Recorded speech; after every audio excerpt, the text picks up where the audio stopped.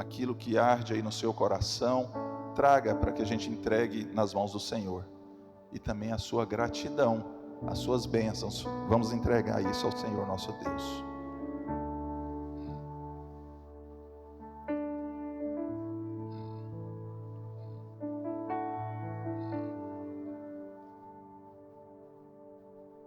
Fique à vontade, pode chegar aqui tranquilamente, tá? Feche seus olhos. Querido Deus, Pai de amor, Deus eterno, o Senhor que é Criador de todas as coisas e nos mantém, toma conta de cada detalhe da nossa vida. É a Ti, Senhor, que nós entregamos a nossa gratidão por estarmos aqui neste momento. A nossa gratidão está na Tua casa de oração, para Te adorar, para Te louvar. Pai amado, nós, olhando para nós mesmos, somos incapazes de dar um bom testemunho, somos incapazes de brilhar por Ti. Mas neste momento queremos clamar que o Senhor permita, que o Senhor atue e que o Espírito Santo faça morada em nós, que o Espírito Santo atue em nossa vida de forma que nós possamos brilhar, contagiar quem está ao nosso redor.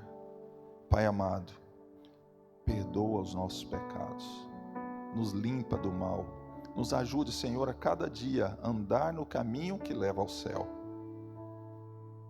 Temos tantas dificuldades, Senhor, mas sabemos que o Senhor é um Deus muito grande e poderoso e pode acabar e derrubar cada uma das nossas dificuldades. Nós entregamos cada irmão aqui presente em Tuas mãos, ó Pai. Ouça o clamor do Teu povo, ouça o clamor desses corações aqui. Pai amado, perdoa-nos e nos ajude a crescer dia a dia, caminhando contigo. Abençoe esta igreja, abençoe a liderança desta igreja, abençoe o nosso novo pastor que se faz presente aqui hoje, ó Pai. Cuida das nossas necessidades e nos ajude a alcançar grandes objetivos de pregar a Tua palavra aqui nesta região. Rogamos isto pelo nome de Jesus Cristo. Amém. Amém. Deus nos abençoe.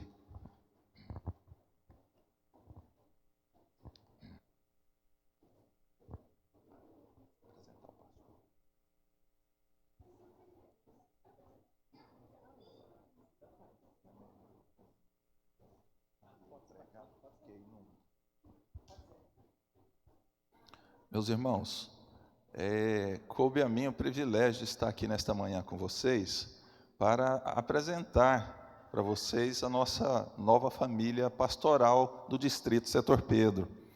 E o pastor Edivaldo hoje está lá em Cuiabá, está sendo apresentado, né, como pastor da Igreja Central de Cuiabá.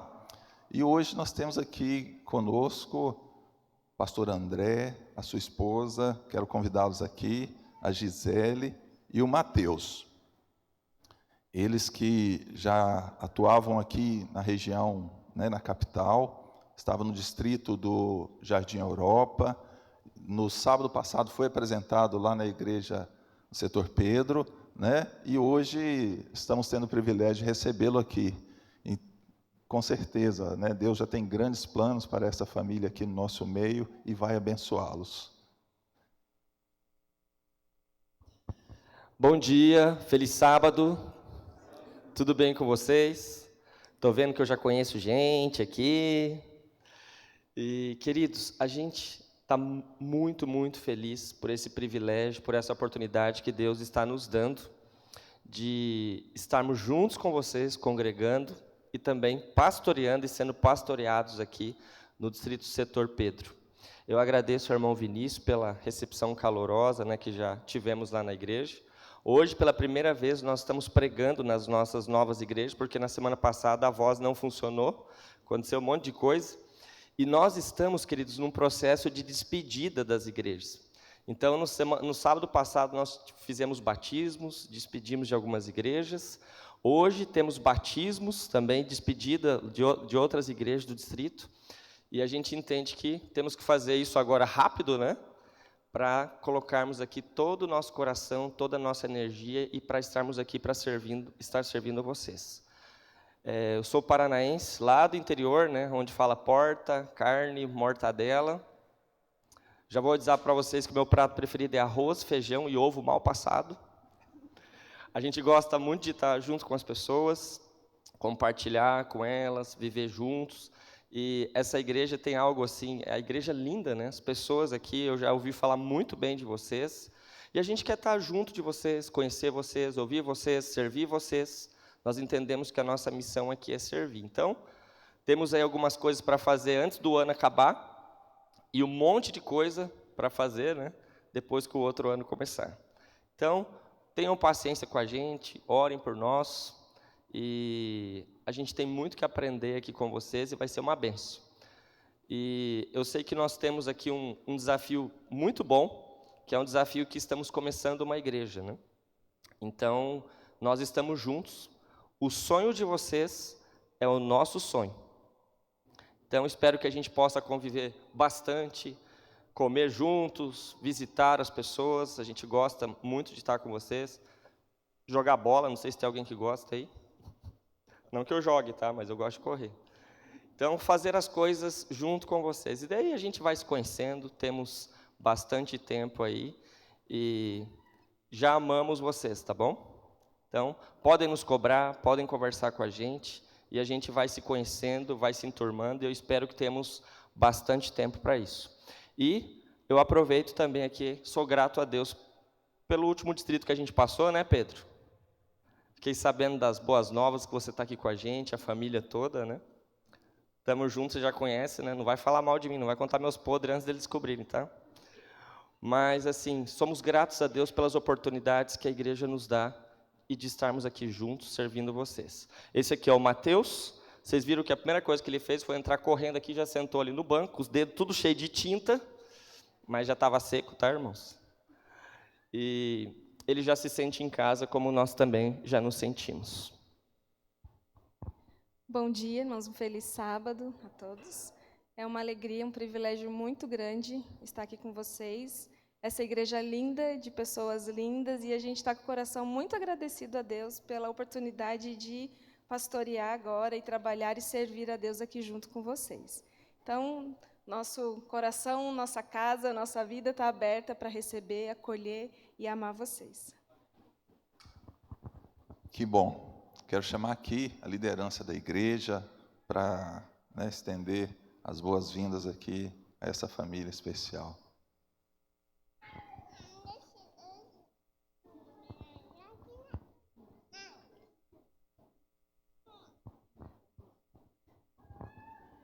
Bom dia, feliz sábado a todos. Acredito que a igreja também, nessa manhã, está muito feliz por recebermos a família pastoral. Em nome da igreja, em nome dos anciões, estamos aqui para recebê-los com todo carinho e amor.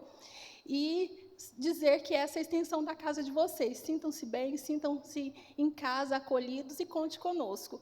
Temos muito desafio aqui nessa região, mas sabemos que juntos nós podemos alcançá-lo em nome de Jesus, né? E hoje nós tivemos uma informação privilegiada que seria o aniversário do pastor, é isso mesmo? É. Então, as fontes estão corretas. As fontes. Então, também gostaríamos de parabenizá-lo. O James preparou aqui uma lembrancinha em nome da igreja, para que possa ficar registrado esse momento.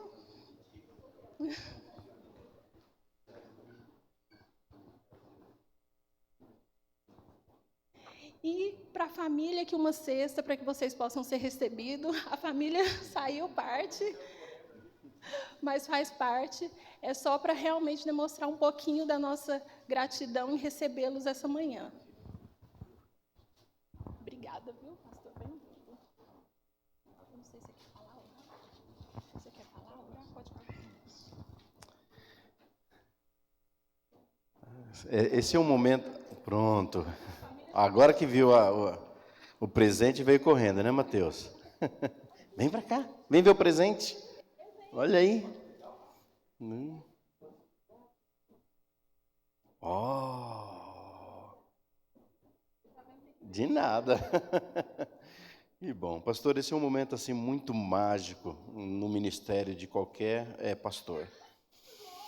Porque Deus planta homens de acordo com a necessidade da igreja. E cada um contribui, como diz a Bíblia, né? Um semeia, o outro rega. E a gente entende que Deus o plantou aqui para desenvolver em nós dons, né? E a gente crescer mais ainda no serviço e completar. Um pastor tem uma habilidade, o outro tem outra, o outro tem outra ainda, e nesse processo todo a igreja cresce de uma maneira orgânica, uma maneira completa.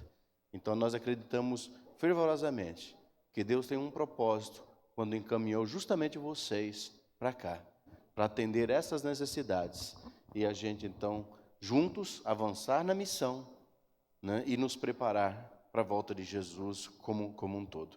Nós queremos orar pelo ministério de vocês, por essa linda família, e vamos pedir à igreja então, fique assim mesmo como está, né, e nós vamos orar aqui ao nosso Deus. Querido Deus e bom Pai, um dia, Senhor, o Senhor tirou esse homem lá da sua terra, lá do Paraná, e o Senhor colocou nele um desejo. Não foi de ser um homem de negócio, não foi o de ser um grande empresário, mas foi o desejo de ser um servo teu, um obreiro na tua causa. E querido Deus, hoje este homem, com esse desejo no coração, juntamente com a sua família, está aqui entre nós para ser o nosso pastor, para nos conduzir, para nos edificar, para nos exortar, para nos repreender, porque assim, Senhor, nesse processo todo que nós somos edificados no corpo de Cristo, e assim, Senhor, juntos nos preparamos para o teu querer, para avançar na tua causa, para cumprir a missão. Então, Senhor, como já fizeste em tantos outros lugares, unja-o mais uma vez aqui. Que o Senhor dê espírito de sabedoria, que o Senhor dê espírito de fervor para falar sempre ao nosso coração. Em nome de Jesus nós pedimos. Amém, Senhor. Amém.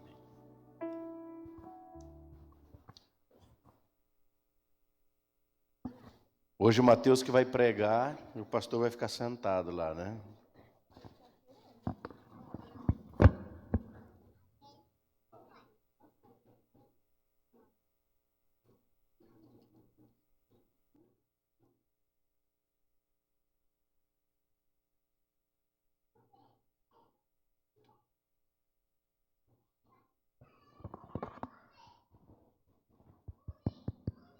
Feliz sábado, que a paz de Jesus esteja com cada um de vocês.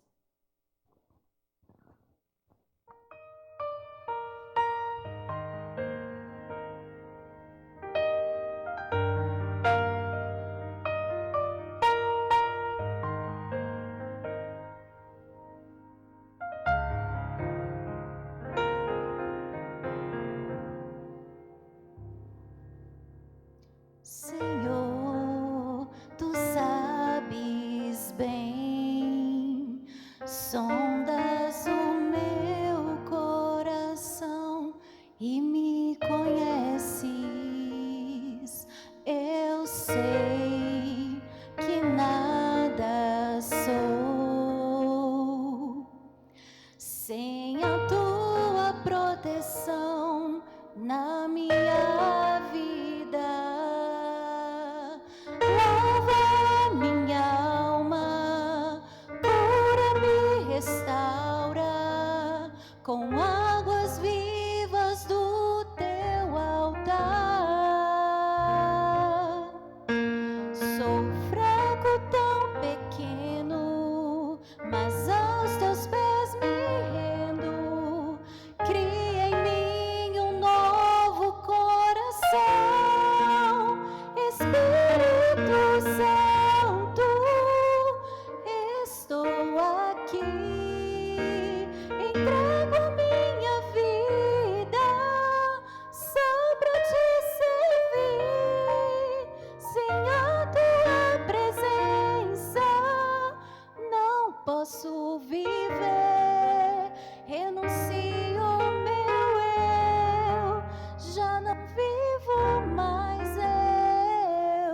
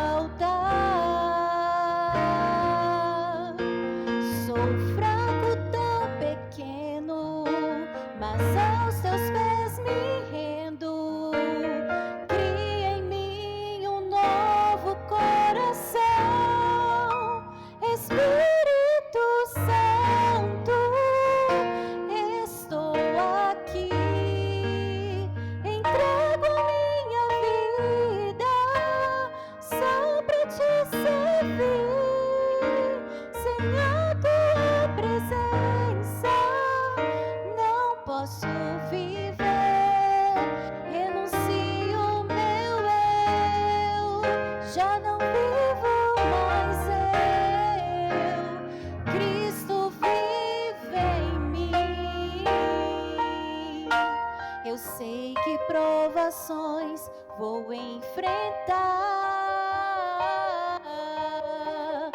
e pelo deserto terei que passar. Abra meus ouvidos, pois quero te escutar. Cumpra em mim, Senhor, o teu querer. Espírito Santo, estou aqui. Entrego minha vida só pra te servir. Sem a tua presença não posso viver. Renuncio meu eu, já não vivo mais eu. Cristo vive em mim. Renuncio meu eu, já não vivo mais eu. Cristo vive em mim. Amém. Deus seja louvado hoje e sempre.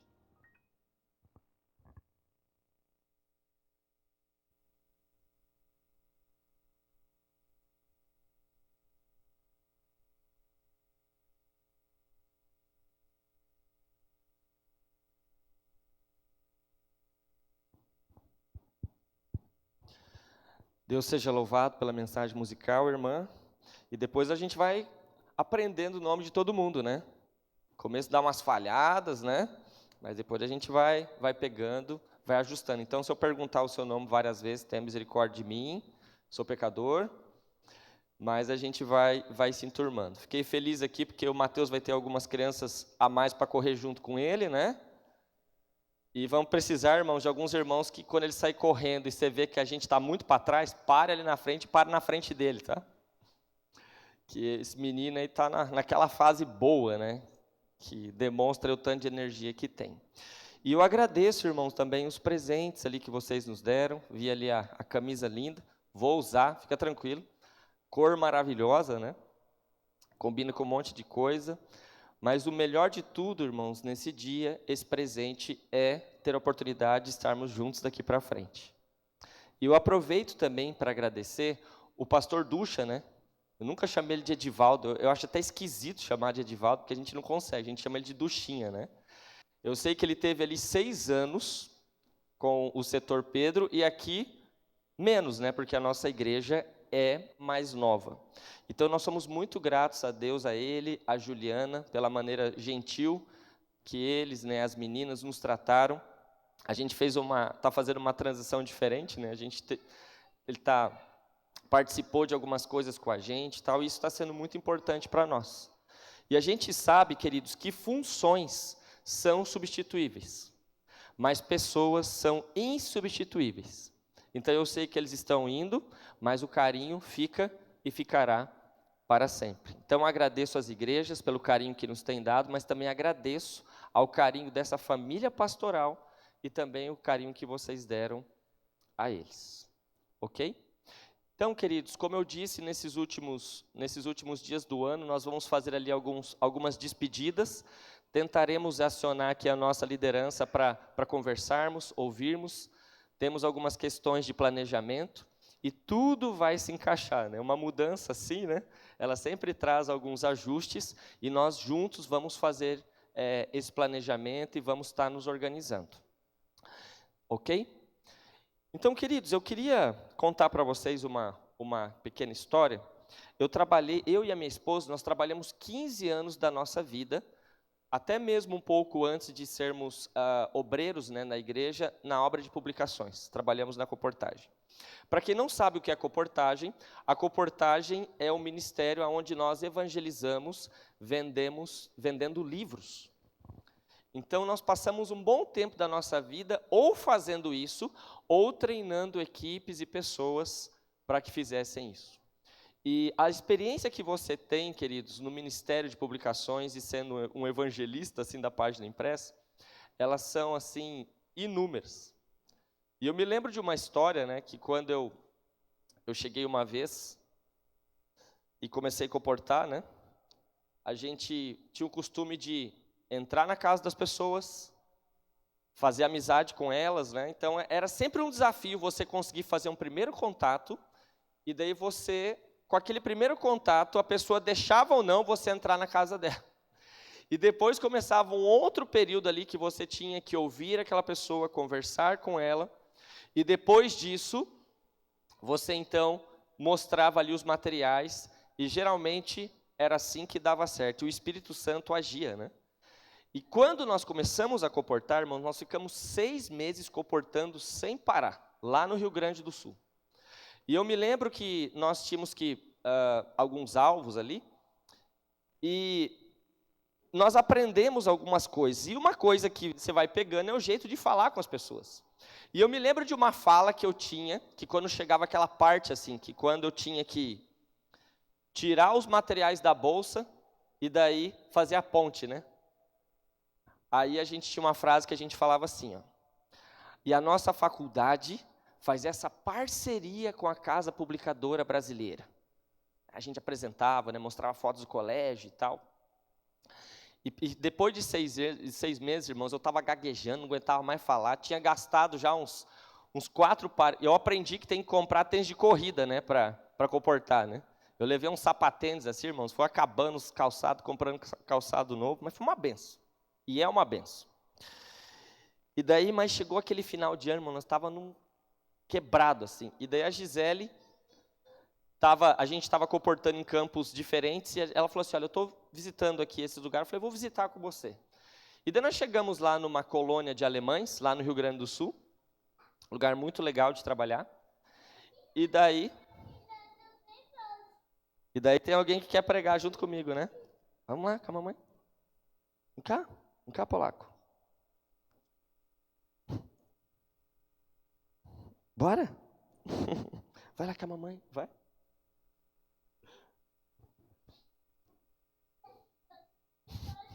Vocês viram que ele está muito preocupado, né?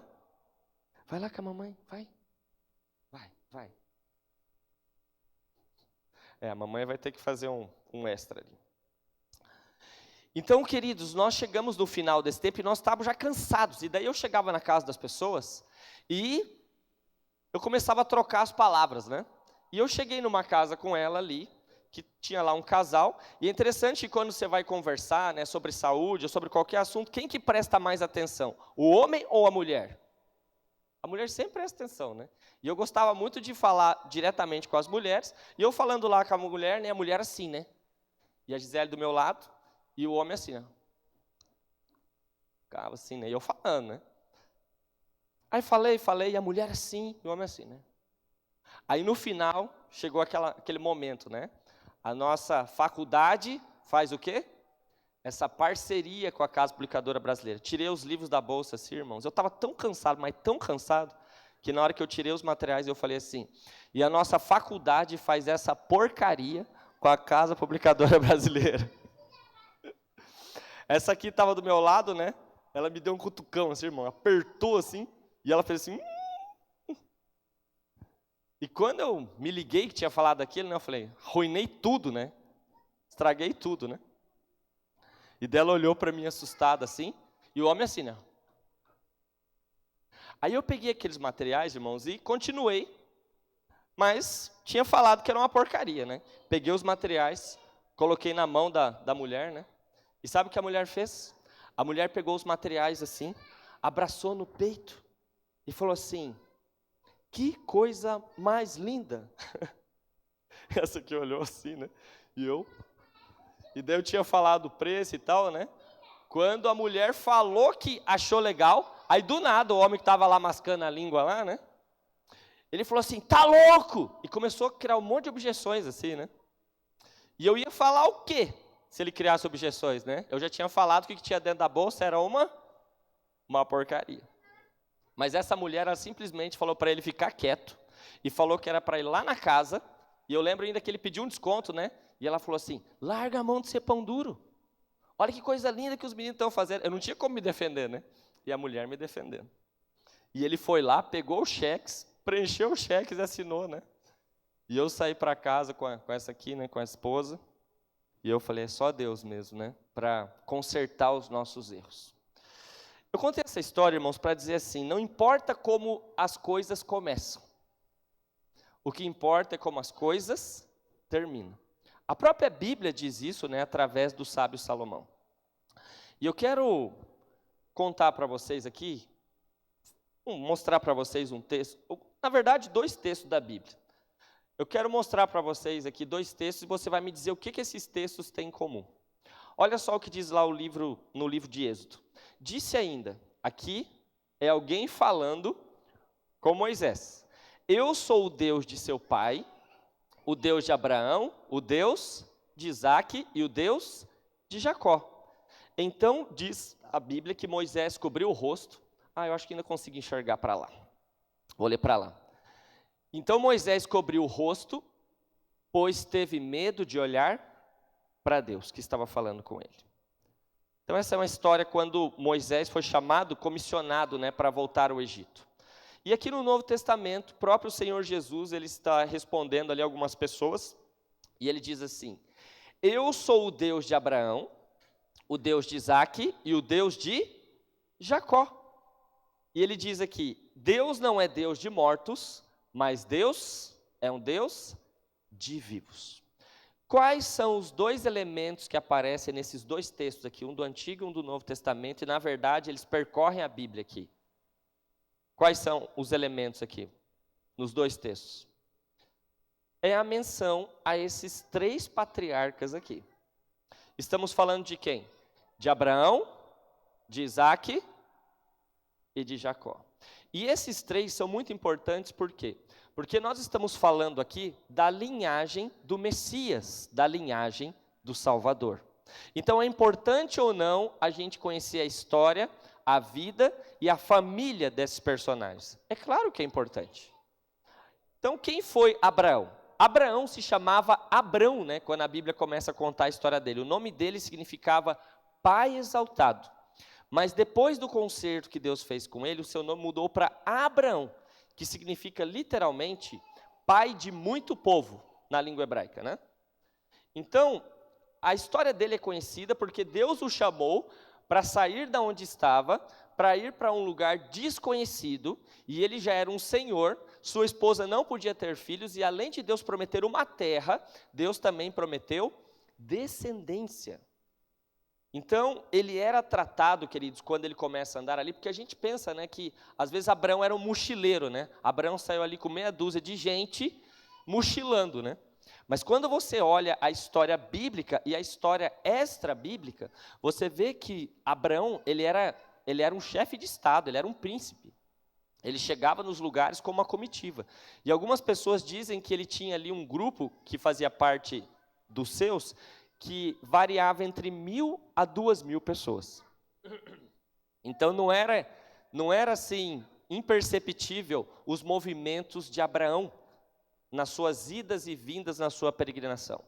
Um testemunho ambíguo, né, que você tem aí da história, diz que aonde Abraão passava, todo mundo sabia, porque ficavam ali os altares que eram construídos aonde ele adorava o Senhor, ele testemunhava de Deus. Só que esse homem que foi chamado pai da fé, nós vemos que em alguns momentos a sua fé, em momentos cruciais a sua fé, falhou. Então nós temos assim situações que parece difícil de acreditar. Esse homem que teve coragem de colocar um filho sobre o altar e oferecer como holocausto, Deus não deixou que isso acontecesse, né? Para quem não sabe o que é o holocausto, é um tipo de sacrifício que você coloca a oferta ali, né? Você degola a oferta, você deixa todo o sangue sair e depois você taca fogo até essa oferta ser consumida e virar cinzas. E o livro de Hebreus diz que Abraão, ele tinha fé que mesmo depois que ele fizesse o que Deus pediu, Deus faria alguma coisa. Mas como é que pode um homem como esse mentir? E ele mentiu em 2 situações onde ele teve medo. Então, por 2 vezes, nós conhecemos a história, que ele disse que a sua meia-irmã, que na verdade era sua esposa, era só sua irmã. E essas duas mentiras, queridos, de Abraão, trouxeram muitos problemas para ele. A própria história de Agar, que nós conhecemos, Agar foi um presente do rei Faraó, quando ele esteve ali, naquele momento ali, peregrinando na terra do Egito. E nós vemos, irmãos, que o pai da fé, o pai dos crentes, o amigo de Deus, imagina, o próprio Deus falou assim: Abraão é meu amigo. Imagina o privilégio de Deus falar para você assim: olha, você é meu amigo. Só que você vê que esse homem não foi um homem perfeito. E ele teve um filho, né? O filho dele se chamava Isaac. E qual que é a história de Isaac, irmãos? O nome de Isaac a gente fala porque ele riu, né? Mas literalmente na língua bíblica é mais do que rir apenas. Então a história de Isaac, chegou o momento, né, quando Deus começou a conversar com Abraão. Você lembra o momento que Deus passou um tempo e Deus chamou Abraão para renovar a promessa. E Abraão ouviu de Deus o seguinte: olha, você vai ter um filho da sua esposa. Só que eles já estavam bem avançados na idade. Então a Bíblia menciona que Abraão deu risada. Só que a Bíblia traduz para nós em português risada. Mas a palavra ali, irmãos, é literalmente gargalhada. Em algum momento Abraão falou assim: não, tudo bem que o senhor vai fazer, mas de Sara. E a Bíblia diz que Abraão gargalhou, deu risada. Que piada boa é essa que o senhor está contando, hein, Senhor? E depois você vê de novo essa partícula, né, que daí dá origem ao nome de Isaac, que é quando os anjos e o próprio Senhor Jesus aparecem lá no capítulo 18 e dizem que Sodoma e Gomorra será destruída. E é um ano antes, né, de Isaac nascer. Então, o anjo vem, o Senhor avisa: ó, daqui um ano, a sua mulher, essa senhora, ela vai ficar grávida e ela vai dar à luz a um filho. E Sara ouviu do lado de trás, assim, né, da tenda, e a Bíblia diz que ela sorriu. Mas, na verdade, o texto está dizendo que ela deu uma gargalhada. E vocês viram tudo que eles tentaram fazer para ajudar Deus a cumprir a promessa. A vida de Abraão se complicou muito por causa disso, né? Então, Isaac significa gargalhada. Aí o Senhor falou o seguinte: então tá bom, quando o filho de vocês nascer, porque você e a sua esposa riram, o nome do filho de vocês vai ser risadinha gargalhada, para que vocês nunca se esqueçam. Tem um monte de gente que chama Isaac e nem sabe o que significa, né? Porque é um nome bonito, né, para nós. Mas essa é a origem desse nome. Então ele era o filho da promessa, ele era um cara pacato. Você vê lá que ele estava com 40 anos lá na casa dele, e o pai mandou um cara lá para arrumar a mulher para ele, que ele estava lá de boa, tranquilo. 40 anos lá, solteiro. E Ellen White, né, no livro Patriarcas e Profetas, ela fala sobre a natureza de Isaac. Ele era um cara totalmente pacato. E ele teve coragem, né? Quando o pai dele tinha ali os 120 e ele mais ou menos os 20, o pai dele subiram lá com graveto, com tudo para fazer oferta, né? Mas faltava ali o sacrifício. Lá em cima o pai dele diz: o sacrifício é você. E ele se sujeitou. A história de Isaac, irmãos, e de Abraão é tão bonita e chamou tanta atenção porque a própria senhora White diz que no céu houve mais luz sobre o plano da redenção, porque Jesus ainda não tinha vindo ao mundo, muitas coisas precisavam ser desdobradas para que as pessoas pudessem entender o mundo caído e os mundos não caídos. Então esse evento foi tão importante que lançou luz sobre os anjos e sobre os mundos não caídos. E você vê que Isaac se sujeitou. Casou-se então aos 40, e ele foi pai dos gêmeos Esaú e Jacó. Então ele abençoou Jacó. Nós conhecemos aquela história lá, né? Aquela disputa pela herança e pela primogenitura. Perdão, irmãos. A confusão que essas coisas trouxe. Mas infelizmente esse homem, ele seguiu o exemplo do seu pai em um momento crucial da sua vida. Ele também teve que peregrinar.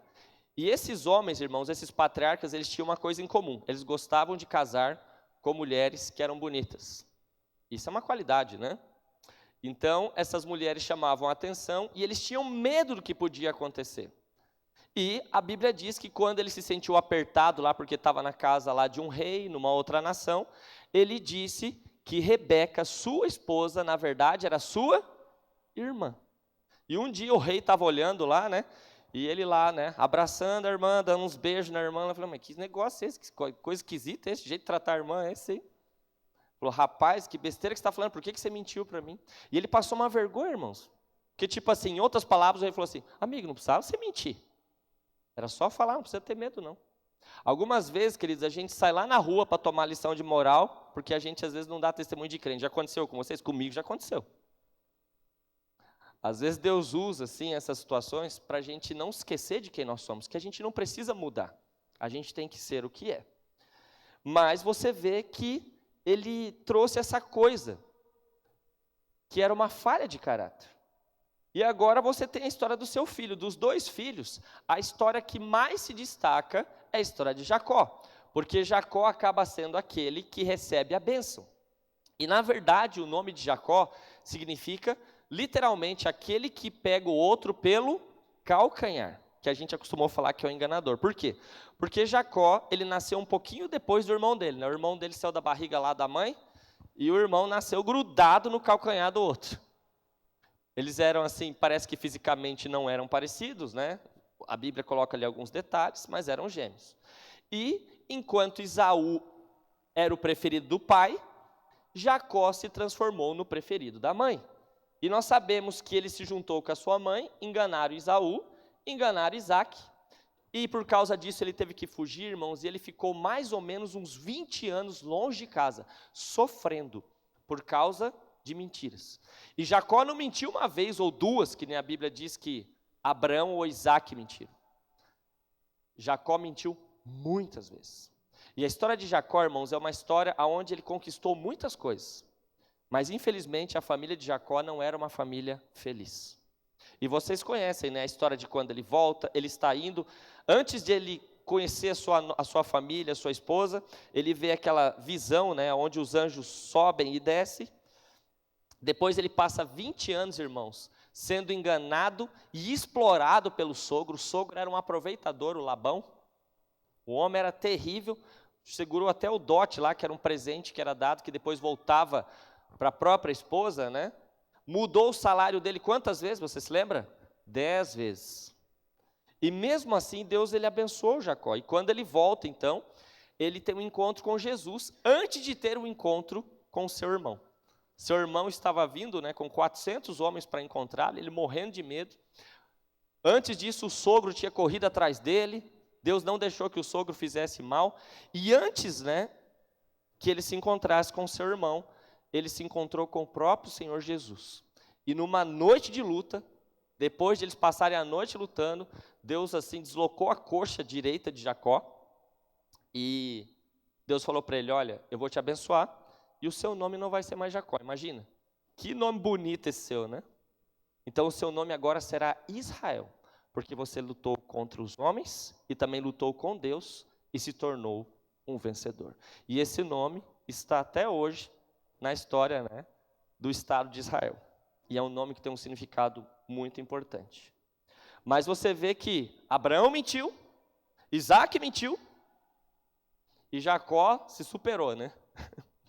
E a gente aprende, queridos, que nós temos que tomar muito cuidado com aquilo que ensinamos em casa.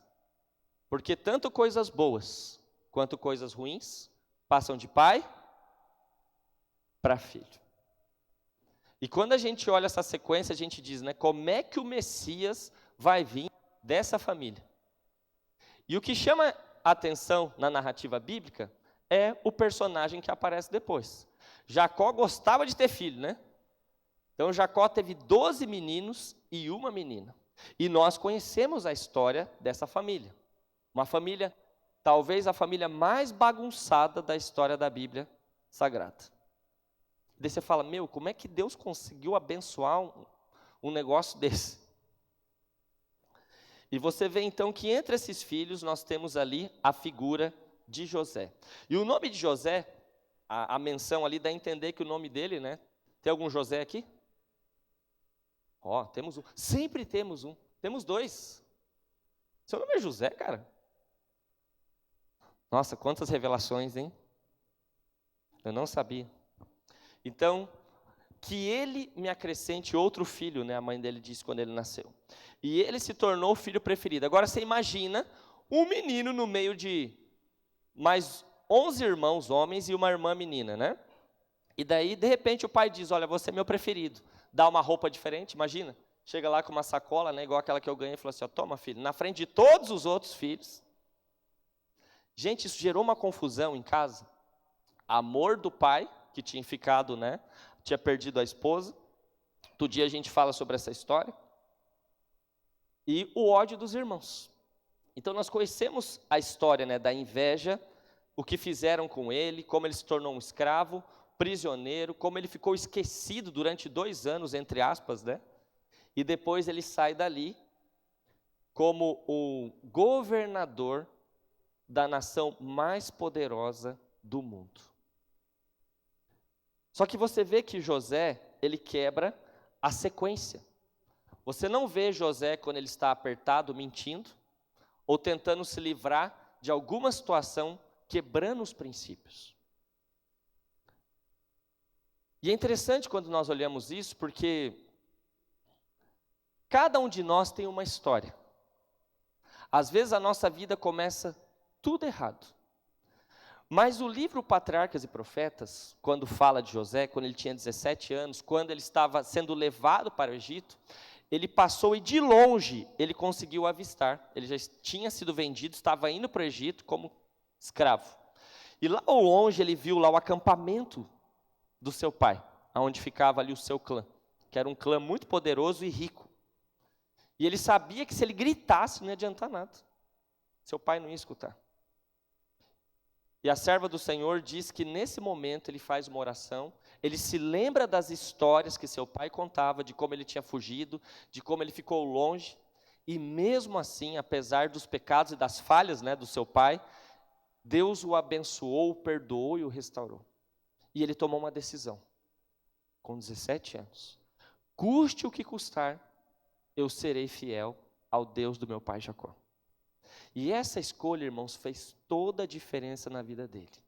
E a gente vê que José simplesmente, queridos, ele quebrou aquela corrente dos vícios e daquela falha de caráter que sua família tinha. Mesmo falando de Abraão, de Isaac e de Jacó. Cada um de nós aqui veio de um lugar e de uma história. Os meus pais, queridos, eles deram para nós, eu sou de uma família muito simples, minha esposa também. Vocês vão conhecer essas pessoas, espero que vocês conheçam. Mas meu pai e minha mãe, queridos, vieram de cada lugar, um mais assim, desanimador do que o outro. Brigas, violência, bebidas. Eu tenho um tio, irmãos, que várias vezes tentou matar meu avô. Pegou o caminhão assim, jogou em cima do portão, quebrou o portão, foi parar na parede de casa para derrubar a parede de casa. 2 tios meus ficaram 7 anos, irmãos, sem se falar, dentro da mesma casa. 7 anos. O casamento dos meus pais, irmãos, começou a ser todo bagunçado. Até o dia que eles conheceram Jesus. E a vida deles começou a mudar. Queridos, quando Jesus entra em nossa vida, tudo muda. E como eu disse a vocês, não importa de onde você veio ou como as coisas começaram. É por isso que a Bíblia diz, o fim das coisas é melhor do que o começo das coisas. E a gente olha a história de José e a gente vê o seguinte, né? Como que José, então, se habilitou a efetuar, então, um registro, né, uma história com firmeza de caráter, correção e sabedoria? E diz aqui aquilo que nós já comentamos. Em seus primeiros anos, ele havia consultado o dever ao invés da inclinação. Todo mundo acorda com vontade de fazer coisas e coisas, né? E todo dia, de manhã, ou é só eu que sou assim, a gente é contestado com a nossa própria vontade, né? Nós temos uma inclinação. A nossa natureza, irmãos, é igual à força da gravidade. Puxa a gente para baixo. Então, a obra de Deus na nossa vida é nos dar poder para lutar contra nós mesmos. Então diz aqui que a integridade, a singeleza, né, uma confiança verdadeira, a natureza nobre desse jovem produziram frutos nas ações daquele que depois se transformou num homem de Deus.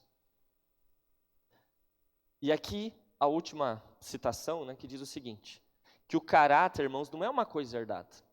Às vezes a gente está, né, porque eu sou italiano, porque eu tenho sangue quente, né? E a gente sempre usa, né, a nossa natureza. Eu vim, irmãos, de uma natureza estourada. Todo mundo lá na minha família, irmãos, é estourado. Todo mundo personalidade forte. Mas isso não importa para Deus. Deus pode usar e converter, irmãos, qualquer pessoa. Deus pode salvar qualquer pessoa. E o caráter não se herda, não pode ser comprado. A excelência moral e as belas qualidades mentais não são o resultado do acaso. Os mais preciosos dons não são de valor algum, a menos que eles sejam aperfeiçoados. A formação de um caráter nobre, irmãos, é a obra de quanto tempo? De uma vida toda. E deve ser resultado de um esforço diligente e perseverante. Diz o texto, Deus dá as oportunidades. O êxito depende do aproveitamento das mesmas. E finalizando, irmãos, o que a gente pode aprender com essas histórias bíblicas? Vocês vão perceber que eu gosto muito das histórias bíblicas, e eu vou sempre trazer aqui algumas para vocês. Eu tirei 3 coisas aqui, queridos. A primeira questão é a seguinte, olhando as pessoas da Bíblia, fora Jesus, nós podemos dizer isso aqui, não existe biografia perfeita. O que mais me fascina na Bíblia, irmãos, é olhar não as qualidades das pessoas. Os homens e mulheres de Deus falharam ou não falharam? Falharam muitas vezes. Mas o que impressiona na Bíblia é o que Deus pode fazer na vida de pessoas falhas, como nós. Então não existe biografia perfeita. Porém, nós temos que entender uma coisa. Cada escolha que nós fazemos na nossa vida, para nós e para os nossos filhos e para a nossa família, elas têm sempre o quê? Consequências. Então, existem 2 leis, irmãos, que elas não perdoam. É a lei do grande conflito, né? Existe o bem e o mal, estamos de um lado ou do outro. E existe a lei da causa e do efeito. Aquilo que você planta, você colhe. Então nós temos que entender que cada escolha da nossa vida vai ter um efeito prático para o bem ou para o mal. E terceiro, e aqui vem a graça e o poder de Deus e a mensagem para nós. Deus, independente de quem eu sou, da onde vim e o que aconteceu comigo, não importa. Não importa se a sua vida começou errado. Não importa se em algum momento sua vida se tornou uma porcaria, né? Como a minha visita naquela casa lá que eu comentei no começo.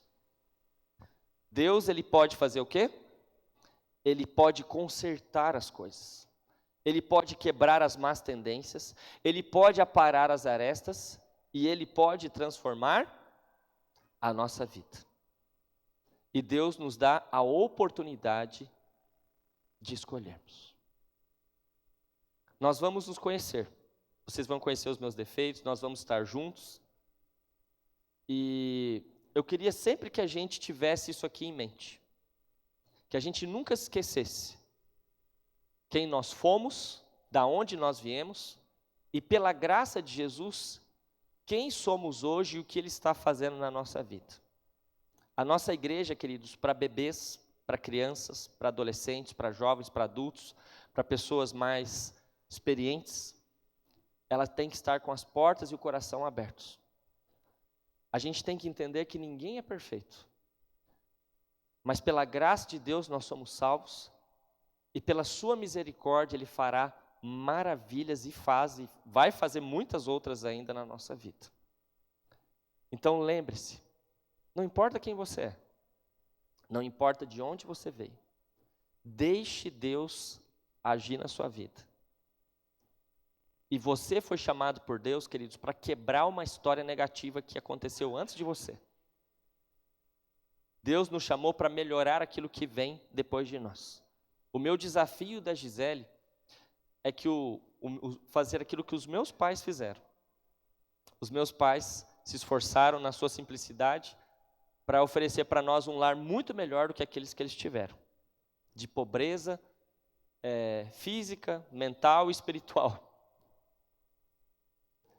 E agora o nosso legado é o quê? É transformar a vida do Mateuzinho numa vida melhor ao lado de Jesus. Nós temos defeitos, queridos, que Deus tem que quebrar na nossa vida, e também defeitos que Deus vai quebrar na vida dele. E Deus vai nos preparando, queridos, a cada dia, para a gente morar no céu.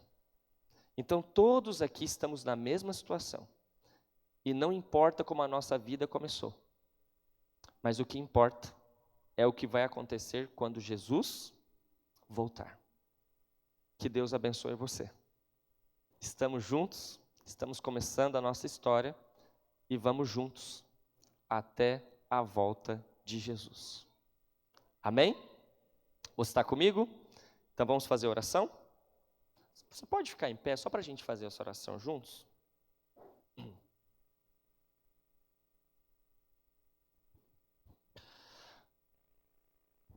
Pai querido, eu te agradeço, Senhor, por esse presente que o Senhor deu a mim, a Gisele e o Mateus, de estarmos aqui congregando agora no setor Bueno e no setor Pedro Ludovico. Eu te agradeço por esses irmãos, Senhor, com os quais nós vamos ser uma família daqui para frente. E nós agradecemos, Senhor, por tudo aquilo também que o Senhor já fez na vida de cada um de nós, mas também aquelas outras coisas que o Senhor ainda está fazendo e fará, até o dia do seu retorno. Nós vimos, Senhor, que nesse planeta, mesmo aqueles que foram escolhidos por Ti, ninguém é perfeito, Senhor, nós temos as nossas falhas. Seja o pastor, seja os líderes da igreja, seja qualquer pessoa que está aqui. E nós vemos que mesmo Abraão, Isaque e Jacó, patriarcas da fé, eles não foram perfeitos. Mas o que nos impressiona, Senhor, é aquilo que o Senhor faz. É a sua paciência, é o seu amor e a sua insistência em nos perdoar e em nos salvar. E nós estamos aqui, Senhor, com essa mensagem hoje, para que o Senhor nos lembre quem nós somos, da onde viemos, mas principalmente aquilo que o Senhor já fez na nossa vida. Nós estamos longe de ser, talvez, aquilo que deveríamos ser, mas pela Tua graça, Senhor, já não somos mais quem éramos. E te agradecemos pela Tua bondade, pelo Teu amor. Então nos ajude agora a entendermos que o nosso chamado é para quebrar, Senhor, as correntes que nos prendiam ao passado. É permitir que o Senhor age em nossa vida para curar as nossas feridas, para trabalhar as nossas falhas de caráter e para que nossa família seja melhor ainda que a família de onde a gente veio. E que os nossos filhos tenham uma família ainda mais abençoada do que a nossa. E a gente vá, Senhor, trabalhando, Senhor, e permitindo que o Senhor haja através das nossas famílias, também em nossa igreja e em nossa sociedade. Que o Senhor possa restaurar a vida daqueles que estão quebrantados, que estão machucados, que estão magoados, e que eles entendam, Senhor, que essa mensagem é para eles. E que o Senhor os ama, Senhor, com toda a sua força. Então, nós agradecemos por tudo, te agradecemos por essa nova jornada que temos juntos. E eu te peço, Senhor, quem sabe, não seja esse o nosso último distrito, a nossa última oportunidade antes de Jesus voltar. Que o Senhor venha logo e venha para nos buscar. Então, nós te agradecemos por tudo e te pedimos essas bênçãos. Em nome de Jesus, amém. Que Deus abençoe a todos. E muito obrigado pelo presente de podermos estar juntos com vocês.